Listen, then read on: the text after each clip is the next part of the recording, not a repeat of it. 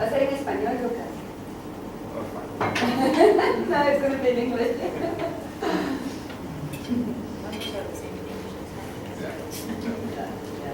Qué alegre que vengan a Luisa. Gracias. La Diego y está Humberto con nosotros, así es que let's enjoy lunch. Y gracias a los dos. And congratulations for the paper.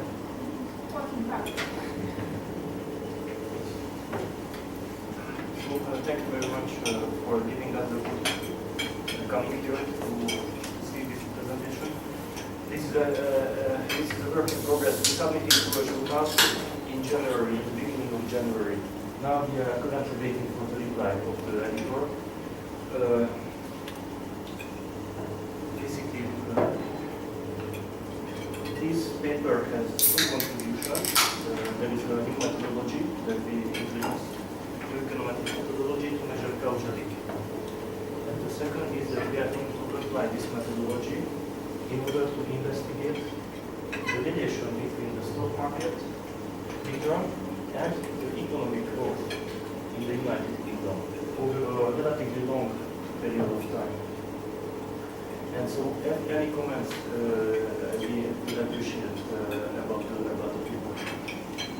So basically, we structure this way the presentation. First, I'm going to speak, and afterwards, Astrid will speak about half. I will speak about the contribution of this paper, and I will speak about the econometric methodology. And I'm going to explain it step by step. This is going to be our methodology, but I would like to explain properly, so I'm going to start from the first initial model, and then how we can extend that to our model, and why this makes sense in our opinion. And then Astrid is going to present the application. This will be all about the United Kingdom, the relationship between the stock market valuation and the economic growth in the United Kingdom. And we are going to show that the causality, the way we define causality, is not going to be constant. There are going to be volatile periods and more smooth periods, and the type of the causality is going to be changing over time. So this is going to be summarized by Astrid, and in the end I'm going to say a couple of words about the summary. So, what is this new methodology? So it is a very complicated work. Basically, this is a so-called Markov regime switching vector regression model. So, what I would like to explain is part by part the meaning of each, and I'm going to start saying what is the vector regression model, and basically I'm going to dedicate my part of the presentation only to this. What is this model and why is this useful for it? And basically, this is one contribution. So this is completely new in the literature that is not published. So this is one part how we would like to sell this paper. The second is we are going to apply this econometric model to a question which has been investigated already many times for decades already. So from this point of view, this is not new that we use this data, that we investigate the relationship between the stock market return and the economic growth. We measure the economic growth by the industrial production growth. And we also investigate the relationship not only inside the United Kingdom, so the stock market valuation of the companies in the United States Kingdom measured by the real stock market return, the real industrial production growth in the United Kingdom, but also consider international effects coming from the United States. So we include as a third variable in the model the United States real stock market return and its causality to the UK and the other way around. Real you mean inflation adjusted? Yes, everything is adjusted for inflation. So we collected the nominal data and then we divided by the consumer price index of each country. And you can see that the time period is very long. So it's from 1967 until the last year. So basically, if we think about these variables, real stock market valuation of companies and the industry and the economic growth, the output of a country, these two variables are determined simultaneously. So it is not something like in a regression model that we have one variable and that determines the other one. Here we have a relationship in both directions. So the stock market return may have impact on the economic growth of the country or future economic growth of the country and the other way around. There is a new innovation in a company increasing the output, and if this will have an impact on the valuation of the fair value in the company. So the relationship is not clear for the first time. What we have here is basically we have an underlying unobservable variable underlying the stock market valuation and also the economic growth, which can be summarized as the expectations on the future profits in the country. And so this is an underlying variable driving both of them. So when we want to model it econometrically, then we have to use a specific econometric model which can capture this simultaneously. So we should not use a linear regression model to model these variables. Because one of the assumptions of the linear regression breaks down for this case, and we cannot get consistent estimates from the model. So we use a specific model, and this is the vector of the regression model that I'm going to explain in order to model this economic growth versus the stock market valuation variables. So basically, in the methodology, I'm going to go step by step. First, I'm going to use the traditional simple regime vector of the regression model, where the causality is assumed to be constant over time. Then I'm going to show the second and next version of this model. This was published by, for example, in this book by Rossi, where the causality is changing over time, and they identify periods when there is some sort of causality, and other periods when there is a different type of causality, in particular in crisis on non-crisis periods. And then the third is going to be our extension. So I'm going to present these three models. So the first is this. This is the vector representation model. And now I'd like to speak a little bit of the vector because I put this formulation on the variable as well. Basically, the idea is that here we would like to model several simultaneous variables, like in our case, economic growth and stock market return. So basically, what we can do is the model we are going to formulate for both variables. So we are not going to say that one variable is explained by the other variable, which will be on the right-hand side, but we explain that we put both variables as a vector to the left-hand side. This means that we would like to explain several variables in the same time. In this vector regression model, the variable which determines the current time t values of each variable to be explained. So in this case, the UK stock market return, the UK industrial production growth, and the US stock market return is going to be simply the previous period values of the same variables.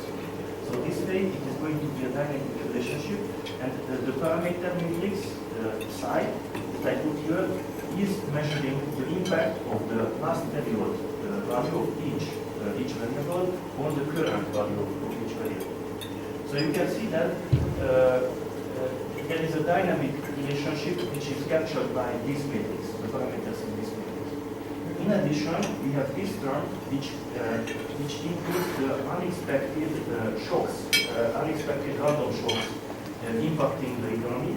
These are given by epsilon, and for each variable we will have an epsilon error term.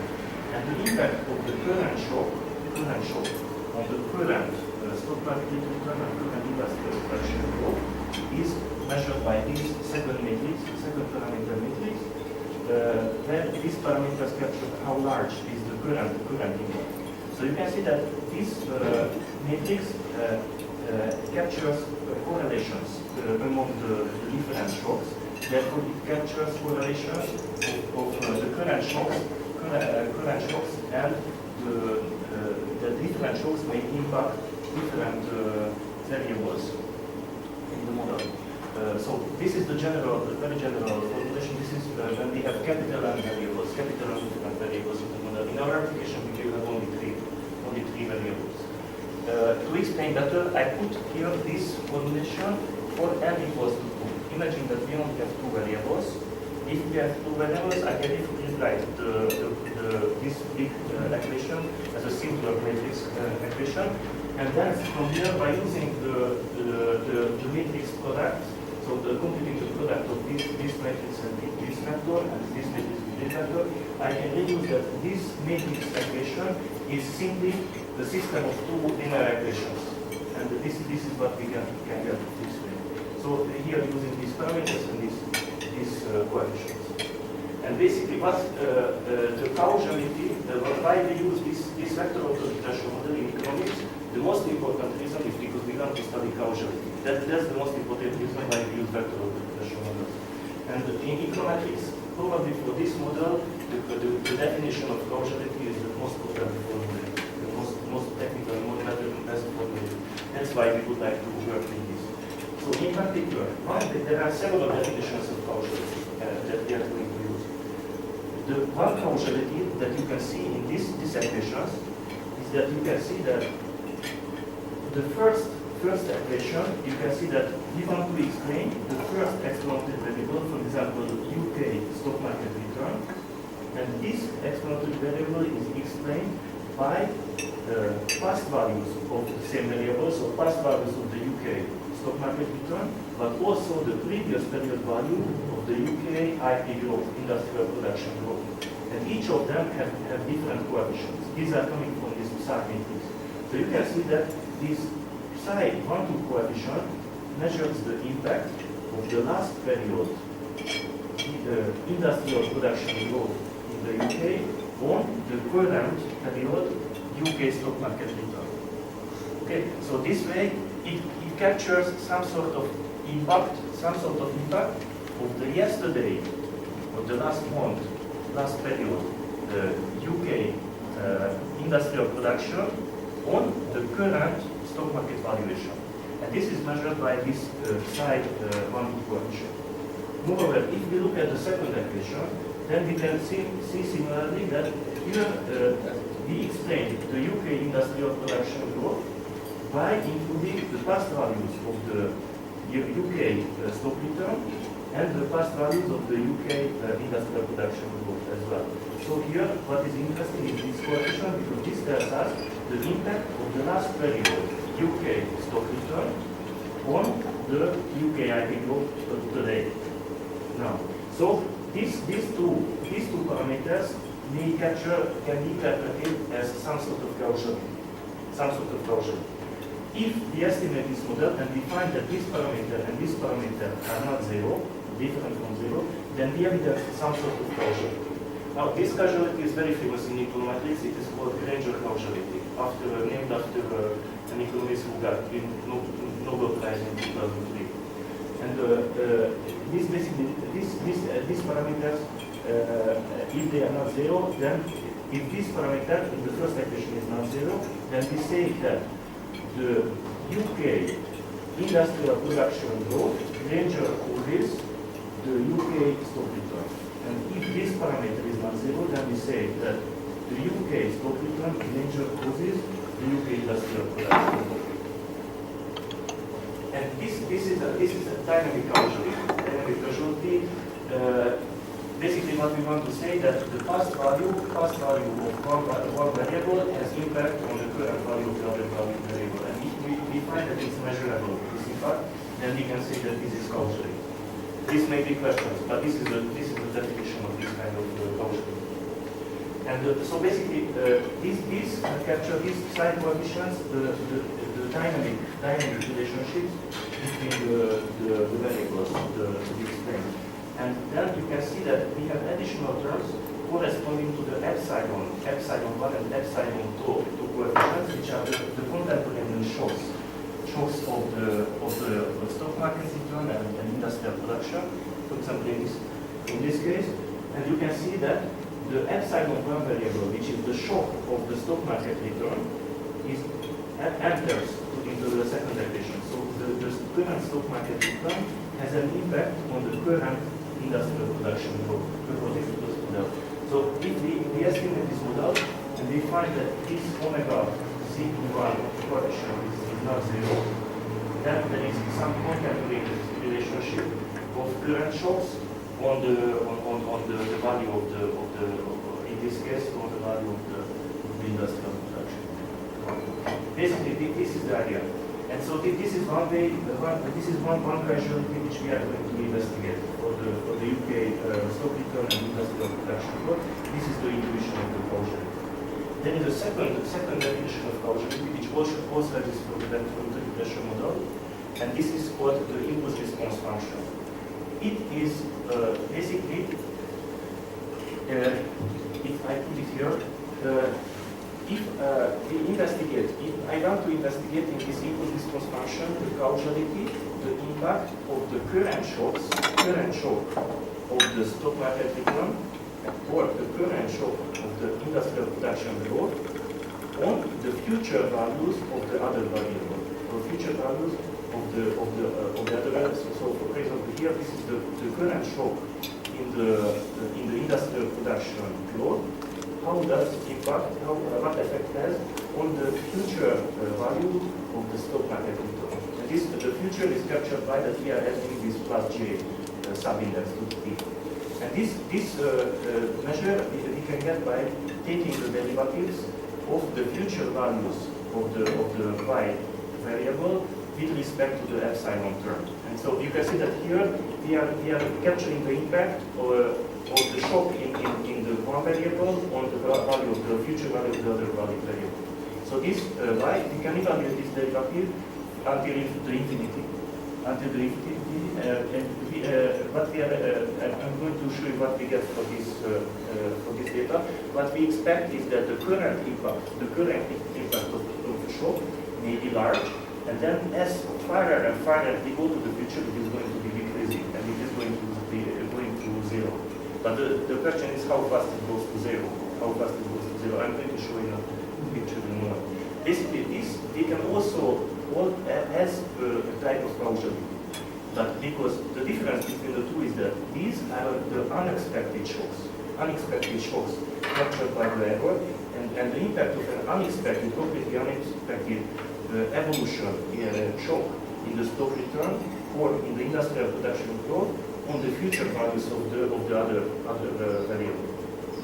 But here, if we look at the range of causality, this combines the two, because in this past value of this variable, this is what we already have the expected and the unexpected shock together. So inside this, we have both the expected and unexpected shock. This is the past value of the endogenous variable of the IP growth, industrial production growth in this case. So basically, in the literature, both of these causalities are very used very much, and they are very popular ways, two alternative ways to look at the causality. In most cases, they coincide. So the conclusions in most cases coincide, not always. In our case, they are going to coincide. So this gives some sort of robustness for the results.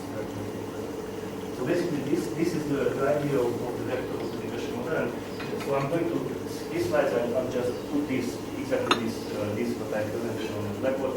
This is for the two variable case, if I rewrite, and then this is if I write as a system of two equations, and you can see that this parameter captures the dynamic impact of the second variable on the first one, and this parameter captures the dynamic impact of the first variable on the second one. And so this is the, if these are not zero, then we have the range of causality. And this, so here, like as I said, here we have this error term from the first variable. This is, as here appears in the second equation, so this captures the contemporaneous relation of the shock in the first variable on the second variable. So this is the definition of the range of causality, and this is the impulse response function. So here I just presented for you two derivatives. So with respect the derivative of the first variable with respect to the second shock, and the derivative of the second variable with respect to the first shock. these are these two. These are these two. But of course, we can be also interested in on the future impact of the shock, for example, in the stock return, on the stock return, future values of the stock return itself. So the auto-regressive impact of each variable. So this matrix is what we call the matrix of the impulse response functions. So basically, if we are in, there is a formula for this, how to compute these derivatives. If we only consider, as I wrote in the blackboard, the yesterday values of the returns, like here or here, and we do not include in this equation what was the value of y1 and y2 two periods ago, t minus 2 or t minus 3, which would be including further autoregressive terms in the equation. So if we stick with this first order equation, then the matrix of the impulse response functions can be computed using parameters to its formula. And we can consider future values, future impacts of the shocks on the y variables by simply increasing this j coefficient from 0 to infinity. So what we are going to do in our paper, I show one example how this impulse response function, so one of these derivatives look like if we take a picture of it. Basically here I show the results what we got for the impact of the shock, current shock in the UK stock return on the future values of the UK industrial production growth. So you can see that here the current impact of a shock is a positive number. This line tells us the value of the impulse response function. It is positive, and it is as we go and as we investigate the impact of the current shock on several months ahead. The scale of this axis is months. So this is 1 year. This is 1 year, and you can see that this impact of the current shock in the stock return goes to 0. So already in about 5 months in the future it has no impact. It has already no impact. But in 1, 2, and 3 months ahead, it still has some measurable impact on the industrial production of the UK. So basically, this is how this looks like, and always, if the model is well specified, then this should go to 0. The impact of the current should disappear in the future. So basically, in this vector auto-regression model, one characteristic of the model is that the parameters do not depend on time. So we don't put time indices. Time indices to none of these parameter matrices. The consequence is that the danger causality, for example, that I denoted here by these blue parameters, or the impulse response function that you can see here, do not depend on time. So over the entire sample, the causality that we measure, that we explain by the vector auto-regression, does not change. So if I estimate this model for the UK from 1967 to 2012, and I measure some sort of causality between the UK stock return and the UK industrial production growth, then the model can only tell me that this was the relationship. But it doesn't matter that, and this was the relationship for every year from 1967 to 2012. So this doesn't make necessarily much sense, because the causality between the stock market and the economic growth, we imagine that it is not constant, it is changing, and maybe sometimes the UK enters into a crisis period, like in 2008, after 2008, when the global economic crisis started, and maybe the stock market, the relationship between the stock market and the industrial production is not the same as before, and we have normal economic development period. And so maybe for this reason, this single regime vector auto-regression, although it captures very nicely in this way, the causality between the economic variables, but this has one big problem, and this is the constant causality assumption.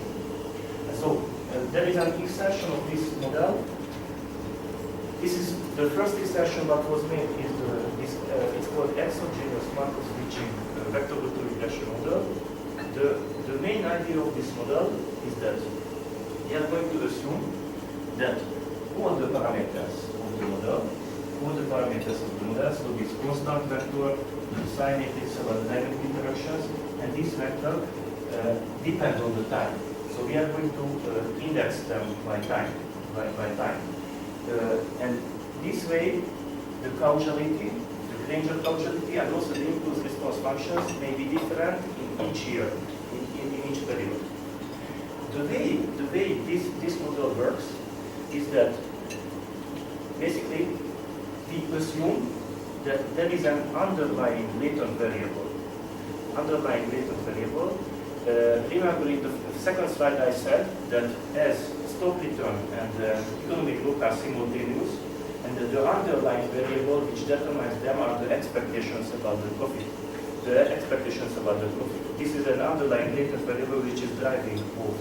So in this model, the way we do it is we simply include this latent variable into the model. So we have a latent variable, an unobservable latent variable. That variable is called regime variable or state variable, and it is denoted by ST. Since this is an unobservable variable, we have to simplify very much the characteristics of this variable. In particular, what is done is that we only assume that this latent variable takes two alternative values. It takes value 1 or value 2.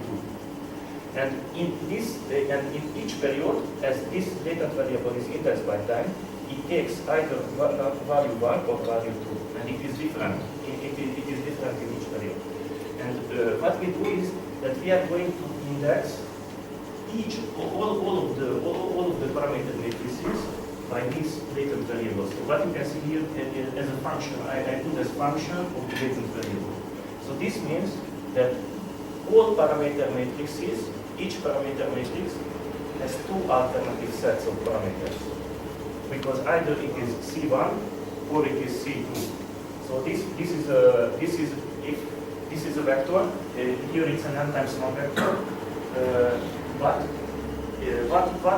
Which vector it takes, it depends on the time and the value of this latent variable, and we do this for all the matrices. Also for this matrix, which is responsible for the dynamic relations, and also for this matrix, which is responsible for the contemporary relations. So basically, in order to estimate this model, we need to specify, since this is a latent variable, we cannot observe it. It is impossible to observe it. The only thing that we can do is to specify the probability. What is the probability that we are in the first regime? What is the probability that we are in the second regime? And this is what we can estimate. These are what we are going to estimate. So basically, this is about the different switching values for the parameter matrices. So what we specify is basically that we specify the probabilities of the regimes being in the first regime of the first or the second regime by the so-called transition probability matrix. This transition probability matrix is a 2 times 2 matrix of probabilities. You can see each component, what it means.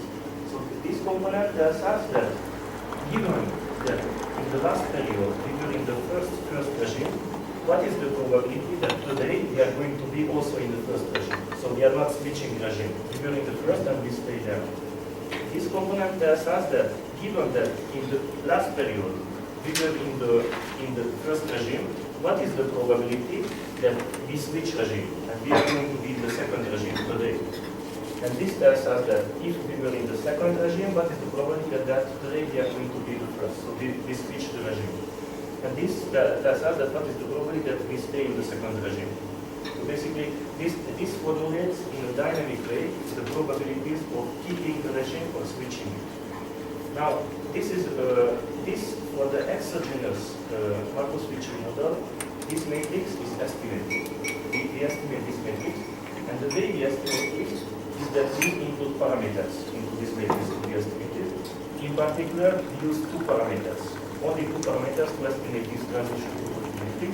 Into the upper left, we put the probability P, the parameter P, and here in the bottom right, we put the probability, the parameter Q. So these are probabilities, these are between 0 and 1, both parameters. And y, I have here 1 minus P and y minus Q.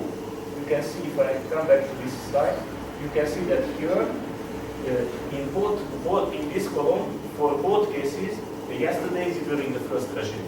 So we are asking, what is the probability that yesterday I was in the first regime?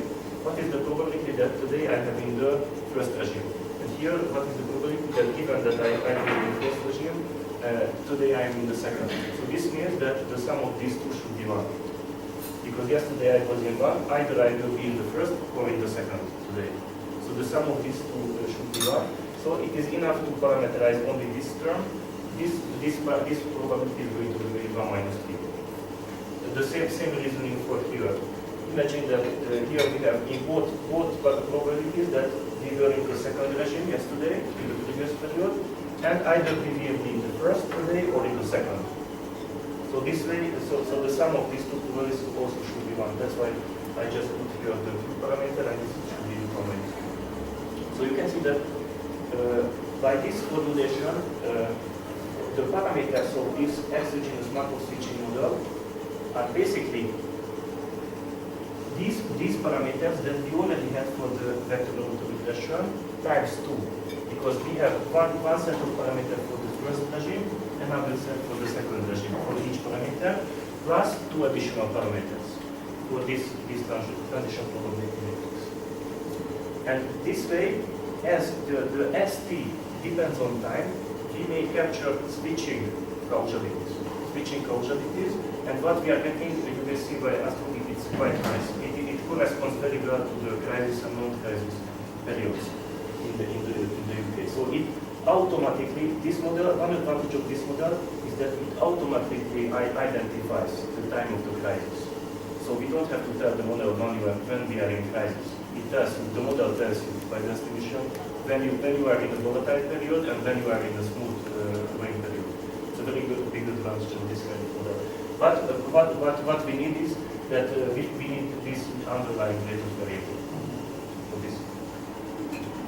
Okay, and so this is what was published. Already there was a book about 1997, and there is one big problem with this exogenous switching model. It is capturing the changing causalities. So the causality is changing over time.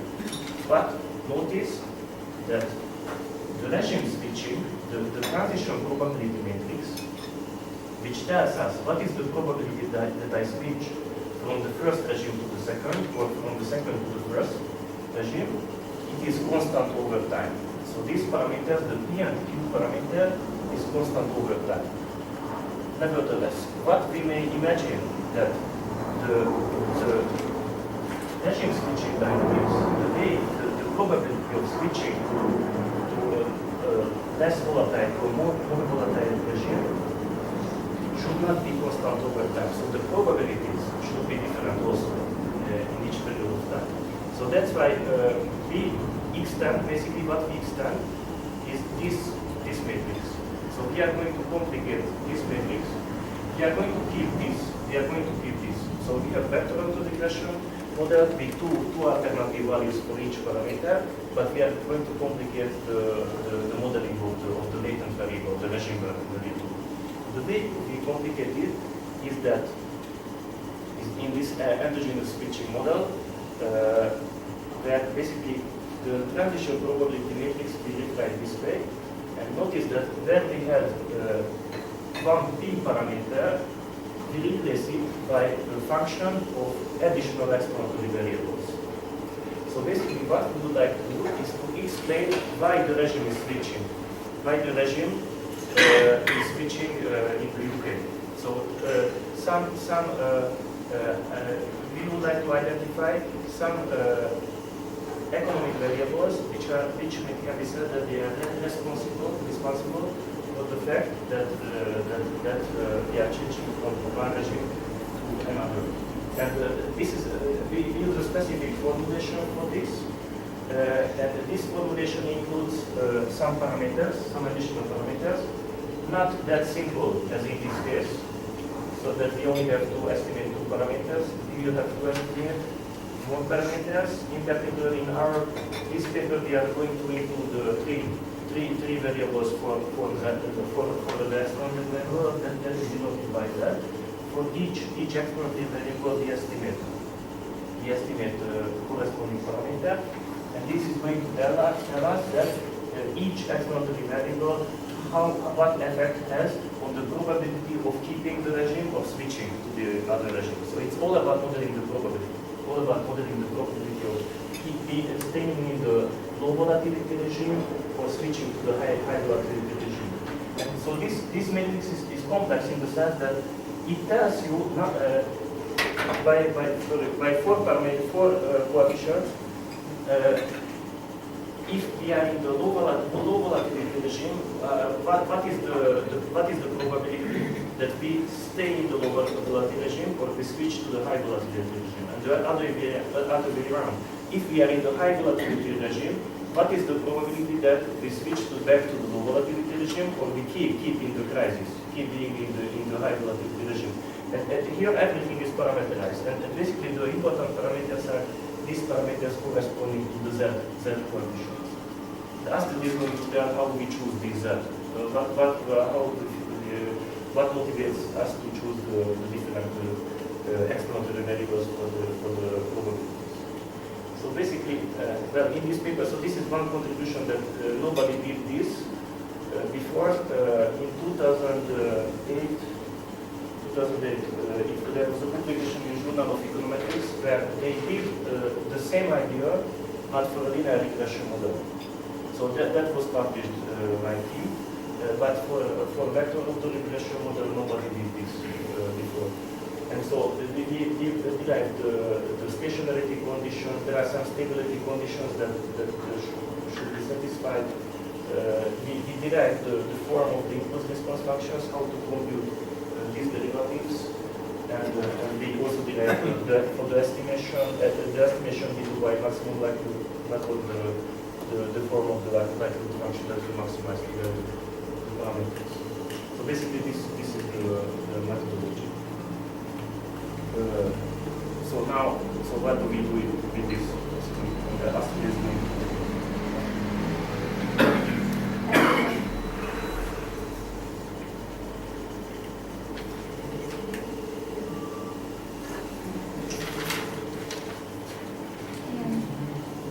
we're going to present now what is the economic application of this model. So first we're going to introduce our motivation, the data, the model selection, and finally some of the results. So here is the motivation. Like Sally was mentioning previously, there is in the system literature a lot of work being done between the causality relationship between the stock return and the real output. So here we have some papers. So here we have some papers using the US data, and here we have other papers which use several countries data. So what they find is that they do find this the fact that the stock returns predict the IP growth rate, and the IP growth rate predicts the stock returns. So they find the neutrality. And well, the idea that the stock returns are predictable. So one of the problems with these papers is that they consider the time invariant parameters. So what they are saying is that this causality remains constant over time. So what Sally was explaining is that there are some findings. For example, here we find Person and Hart in 1993, which they make a test and they report that there's a difference in the relation between the stock returns and the relative activity over time. So we cannot assume it is invariant. So here what we take is this paper by Canas and Ioannidis, 2010, and we are going to go Greece from here on. And what they do is that they use the Endogenous Markov model that Sally was presenting. So they were applying this model for the UK also for the period 1946 to 2002, also investigating the causality between the stock returns and the IP growth. So So they support their view that there is a region-dependent relationship. And in two ways. First, they say that this relationship between the stock market and the output is different across different monetary policy regions. So, for example, in the case of Bernanke and Erdogan, they are supporting the use of inflation targeting in order to insulate the real economic activity from the fluctuations that you may find in the market capital. And the second argument is that there is an international transmission of the shocks due to this financial polarization and the mobility of the capital. So what they do is that they include in the MS-bar model, in the exogenous MS-bar model, two additional explanatory variables, which are exogenous. They consider for the monetary policy related variables, for the first argument, they consider the UK interest rate and the UK inflation. And for the international shock, they use the US real stock market return. And they include it, but as an endogenous variable. So we're going to use the same three endogenous variables that they are using. UK stock return, and the UK output, and the US stock return. Now, as Sabi was mentioning, the endogenous MS-bar model has the advantage that it allows you to establish which are the drivers that change the probability from being in one region to the other. So what we're doing is extending the exogenous model of MS-bar specification of Canas and Bernanke, and we're going to include a product equation which is going to include these explanatory variables. So we are going to study the relationship between these three endogenous variables for the period from 1967 to 2012. The source of our data is Bloomberg, and we have 546 observations from the data. And here is the bar equation. So what he was presented before, this Y1, YNT is going to be equal to the UK real stock market return. We use this index, the FTSE, YIT, and then we have the UK real active growth, Y2T, and the US real stock market return, which we're going to use the Jones index, Y3T.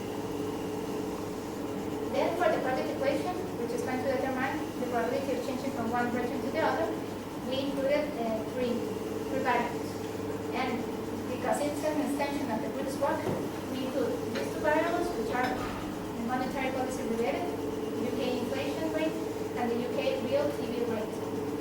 And on the other hand, we are going to include also another explanatory variable to account for the international shocks that we mentioned, and it's going to be the US real stock market return.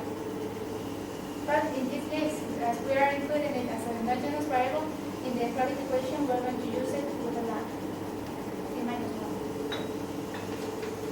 So what we did is estimate the three models that Sari has presented. So we are going to, right now, talk about the model selection. So here, you have some notes there, and we're going to refer to the table 2 and the table 3. So first, we are going to see that, for example, for the single working model, the number of flags, we're going to analyze from t equal to 1 to 3, the number of flags that we're going to include. And the reason we start at 3 is because the Greeks found that the best flag specification was 3, or the 3. So we're going to verify which one is the best. So here we have the 3 steps for the model selection. The first one, and I'm going to explain a little bit the table right now, is that first, the P equal to 1, the order 1 specification, is supported by two tests that we use, the variation information criteria, the WIC metric, and also the likelihood ratio test. They are all the bar models. So what you can see in the table 2, the likelihood-based lag selection, is that we include the lag specification, for example, P equal to 3, so we go 3 periods in the past. Lag specification for P equal to 2, and the lag specification for P equal to 1. And what we find for the single region bar model, for the exogenous MS bar model, for the endogenous MS bar model, is, for example, that the variation information criteria is the lowest for P equal to 1. So it's a better specification. And also, we can use the likelihood ratio test, and when we are comparing, for example, the bar model with P equal to 3 with respect to the bar model with P equal to 2, and then the bimodal would be equal to 2 with respect to b equal to 1. And what we find is that the general model, for example, b equal to 3, is not better. The likelihood value is not that different, significantly different from b equal to 2. So both tests leads us to the conclusion that it's better to use one value, which in this case is 1. Second, for both Endogenous model, we test the null hypothesis of no gradient switching against the alternative one that there is a gradient switching dynamic. So in this case, you can find it in table number 3. And what you can see there is we have both bar models which consider the possibility of changing regions. And the alternative hypothesis is that these parameters, the constant, for example, the psi and the omega epsilon, are gradient switching. That's the alternative hypothesis for all the tests that we have done. And afterwards, we present, for example, the first, says the null hypothesis is a single region bar 1, which means that there is no high volatility region or low volatility region. The parameters are constant over time. And afterwards, we start combining. We say what happens if C remains constant and the other ones to have the dynamic in the region switching, and we do several tests. And once again, what we find is that we reject the null hypothesis and confirm the fact that all the parameters that are included in this equation within the bar models, the MX bar models, are region switching. Once again, we use the likelihood ratio test. And in the third column is that the variation information criteria values and the likelihood ratio test suggests that the endogenous MS bar model is the one that comes back. And we can see, for example, in this case, we're comparing which one has a best specification, if the one that has this E and Q, which are constant over time, or the ones which we have found that the probabilities are changing due to these drivers included in the product information.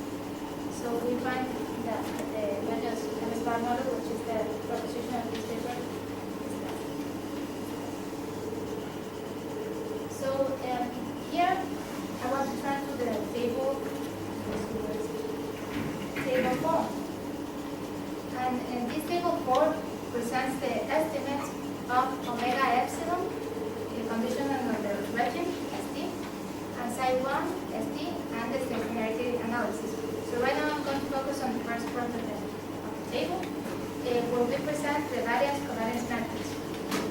So here what you find is that, for example, if we see the exogenous and endogenous that manage two regions, you can see the matrix in the diagonal of the variance covariance matrix. If you compare, for example, omega epsilon in region 1 with respect to omega epsilon in region 2, you can find that the variance is higher in the region 2 for both exogenous and endogenous. So we have established one region that is going to be 1. We are going to call it the low volatility region, and the region 2, the high volatility region, the crisis and non-crisis, for example. So here we have the filter probability in the low volatility region. We are going to present a figure for both models, the exogenous switching and the endogenous switching. So the way to understand this figure is that here we have data from 1967 to 2012. And first is the exogenous switching model used by the groups, for example. And in this case, when you see that the line goes to the upper bound, 1, for example, is that there is probability 100% that we are in the low volatility region. And when it comes to the lower bound, for example, if region 0, there is 0% probability that we are in the low volatility region, therefore we are in the high volatility region. So when you see that the lines drop, it means that we are approaching a crisis period. So the probability of being in a crisis period is high. And here you see the endogenous switching model. So you can see that the endogenous captures more the volatility. In a way, the change in the probabilities of being in the other direction. And for example, if we analyze a little bit, let's focus on the endogenous switching model. If you see here, there seems to be a high probability of being in the high volatility region, for example, in the early 1970s, which corresponds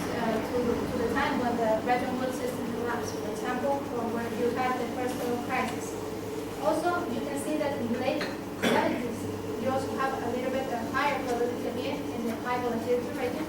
Also the second, oil prices. For example, here you can find also in 1988 that it captures a change in the probability of the region.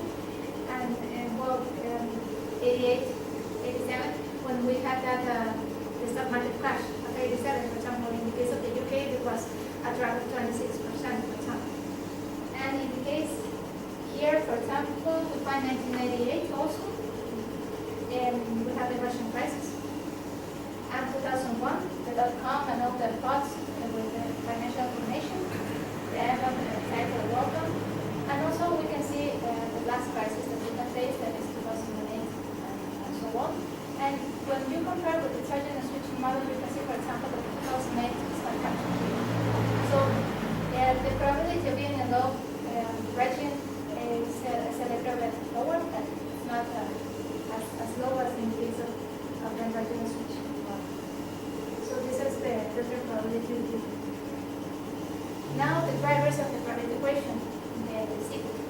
So here since it's an extension of the Greeks, we try to use the variables that they employ. If you remember, what they did is that the monetary policy related variables they included as exogenous variables within their exogenous MSPAN model. So here what we do is we include it as drivers of the probability of changing in the regions. And we included the UK inflation rate, and we also included the UK TVL rate. So what happens with the UK inflation rate? If the UK inflation rate increases in the low volatility region and the low prices, then the probability of switching to the high volatility region will increase. Then this is a very good indicator. And moreover, if the UK inflation rate increases in the high volatility region, then the probability of switching to the low volatility region will increase too. So here we see how inflation affects the endogenous variables.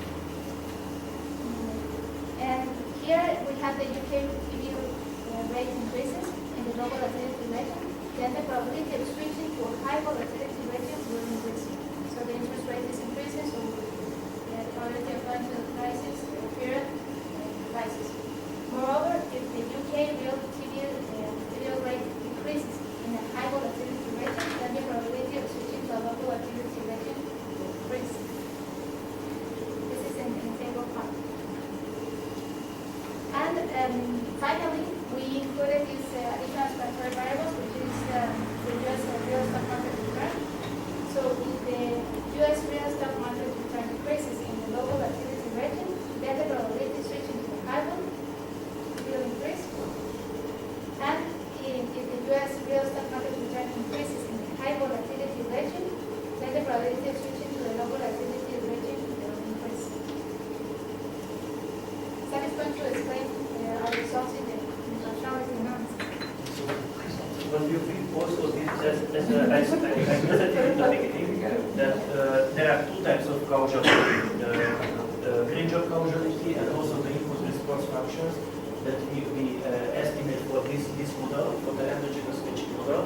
Since we have two regimes, so since the parameters are switching either in the low volatility or high volatility regime, we can identify different causality in both. And so here I just put a figure about the variables about the causality that we find. And so you can see that if we are in a low volatility regime, then the UK stock return has an effect how it causes the UK IP growth and the other way around as well. And in addition, both variables, the UK growth and the UK stock return has an effect on the US, United States stock returns as well, but not the other way around. So we define this. And regarding the high volatility regime, it is very similar. We also find two-direction effect in the high volatility regime from the stock return to the economic growth. And in this case, we find that the US real stock return has an impact on the UK real active growth, and there is a two-direction causality between the US and the UK stock returns. And so what is new finding compared to the Anasi and Leon Alfred, the Greek authors, is this arrow, they do not find this. They do not find that in high volatility regime the stock return has an effect on the real life growth, and they argue that this is due to the inflation targeting monetary policy of the UK. Our results do not support this, that by inflation targeting, because the inflation targeting monetary policy can balance the financial markets, the impacts of the financial market on the real economic effects of the financial market, and they argue that, but we do not find that. So, according to this finding, the inflation targeting policy is not efficient for that. In the case of the UK, even in high volatility crisis periods, the stock market has an influence on the industrial production. Basically, this is about the causal relations. Our results are programmed for the danger and also for the impulse response function based causality.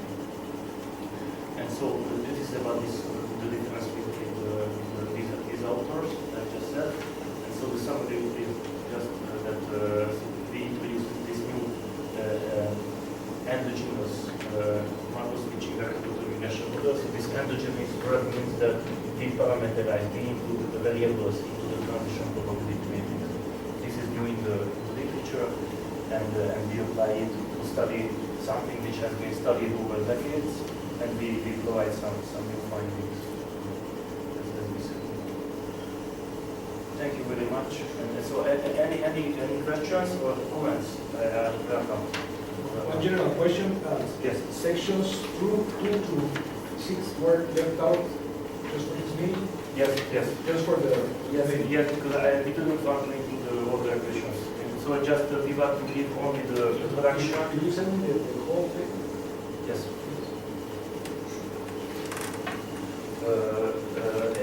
That for that reason. Because so we didn't, it is much longer. Yes, I will just curiosity. Basically, yes, Adrian, please. You are using probit equation here. Have you analyzed the results if you would have used a logic function? No, and the reason is the following, that there was a paper in 2008 in the Journal of Econometrics, and they suggested the probit model, probit formulation. Basically, when I wrote this transition probability matrix, I didn't say what is this phi, but this is according to the probit model. It said that this is the distribution function of the standard normal distribution. Yes. In the logic, that would be a different function, basically. But we didn't do that. This has a lot of algebra below this model, so we have a very long appendix deriving the likelihood function, and it is not easy. It is not easy Yes. to derive likelihood function. Yes, We did that for the probit. We did that for the probit. It could be an extension to do that for the logic. But Because the logic distribution function has thicker tails than the probit. So that was why I was asking, because in some occasions, specifically when the volatility is very high on the markets, the probability distribution of the tables tends to be thicker than the normal distribution function. yes, but I think this is a good suggestion. I know that it is not so easy to change, and maybe the difference is so small that it has no value to consider. But I think it would be a nice also extension. Specifically considering the high volatility situations in which maybe the model can have some divergence there. So basically, but this is all based on this function. But this is motivated, as I said, because we extend an already existing. But that vector was basically they used the same transition, but for a linear regression model. But that is a much more simple model, much more simple than this vector regression. So we just wanted to keep this, and only extend to which model we apply the regime switching. Thank you.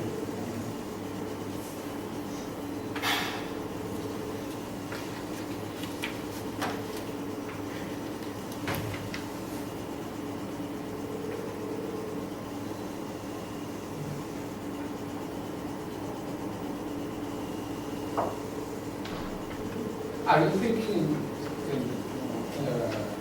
for the future to analyze some other stock exchanges or relations between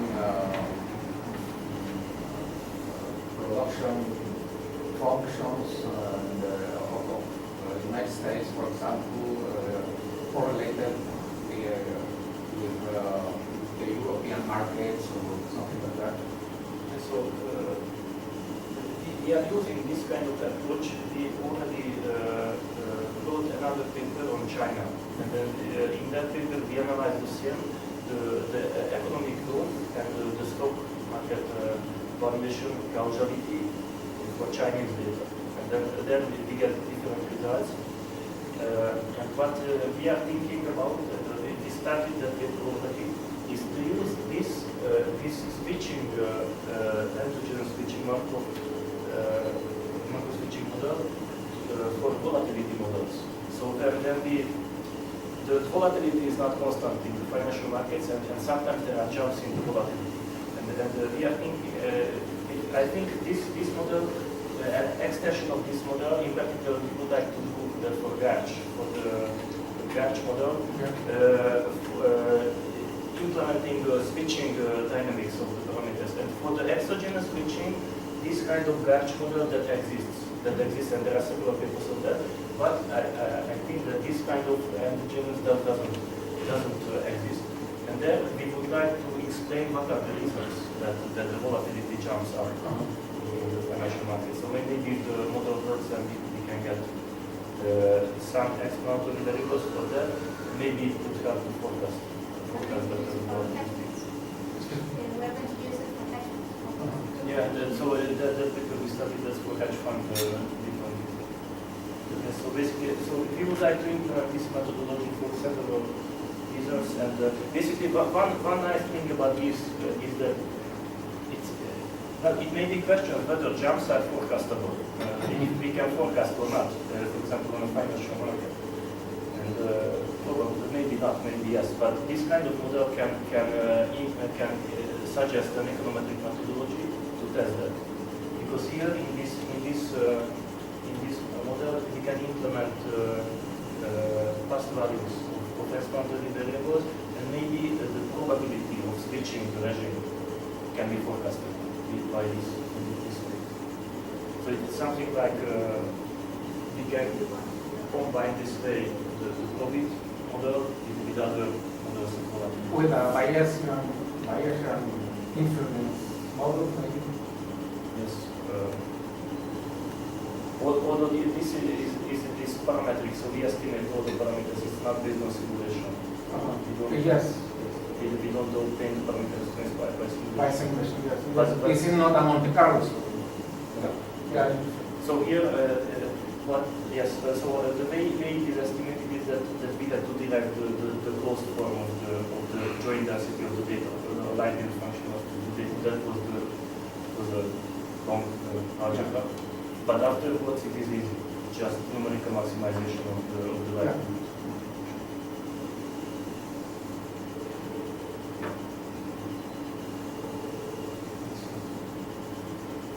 Thank you very much.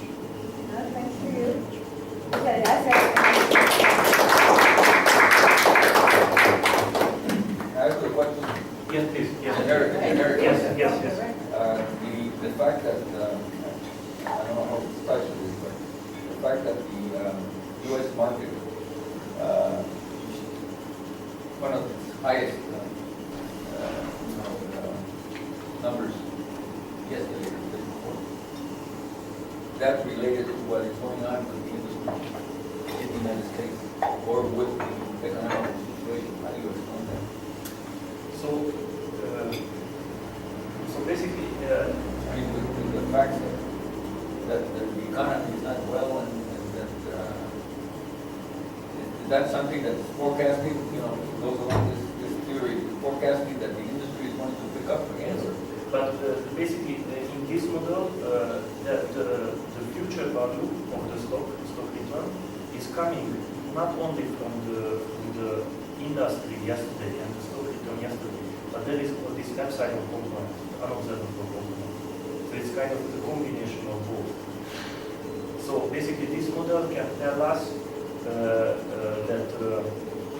that how they are related, what is the importance of this unobservable shock, and what is the importance of the vast values of the stock return and the economic growth. That's how we explain these relationships. Yes, basically, I don't know if I answered. I'm not sure. I don't know. So One of the theories is that people don't know what to invest in right now because everything is so low. I mean, that the people can't, they don't invest in properties and stuff like that because the market is so bad that they're going to the stock market. I mean, all of a sudden. And that's dangerous. I think. There's too many people are going into it all at once. I don't know. What's the volatility there? yes. Basically, about this volatility, this model little bit captures that, the changing level of volatility that is implemented in this model. By this, the traditional single regime wire, the volatility is constant. So it doesn't capture that.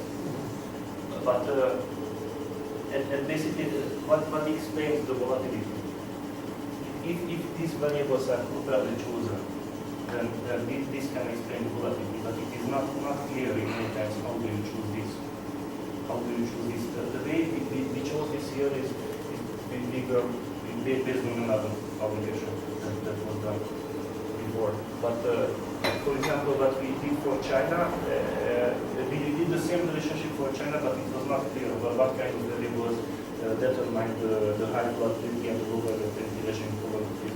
So what we did is we just put a lot of variables, a lot of variables that we found reasonable from the literature in China, and we tried them. We estimated and we tried to identify.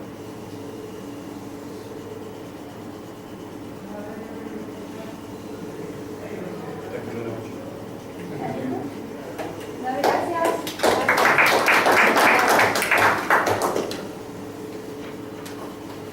Y bienvenidos a los que no habían venido.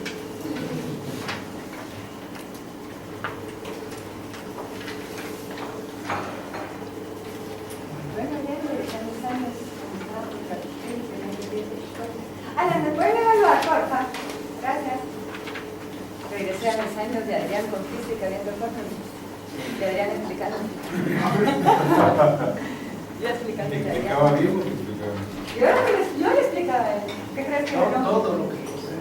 Todo lo que él sabe me lo debe a mí. Raúl también. Raúl González también. Y gracias, Lucas. Thanks for coming. No, thank you.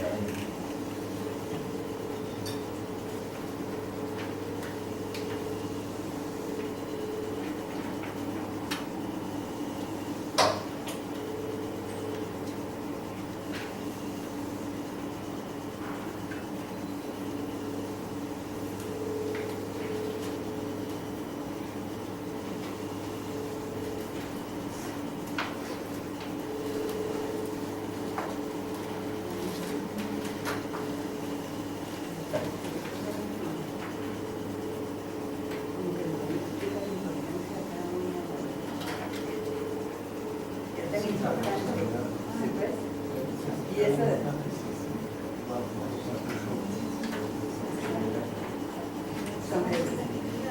aunque no puedas predecir mejor, o sea, suponer mejor. Gracias, Víctor. No, de nada.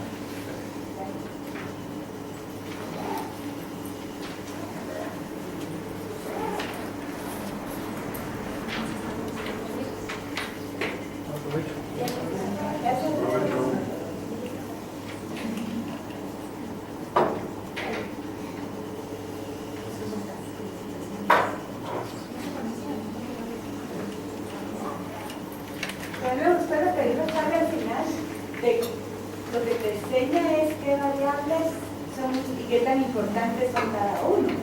Ese es un avance fuertísimo, independientemente de que puedas predecir. Claro, en la tabla 5, por ejemplo, están las variables explicativas y son las tres son significativas. ¿Sí? Sí, no te predice necesariamente, pero te hace una mejor. Bueno,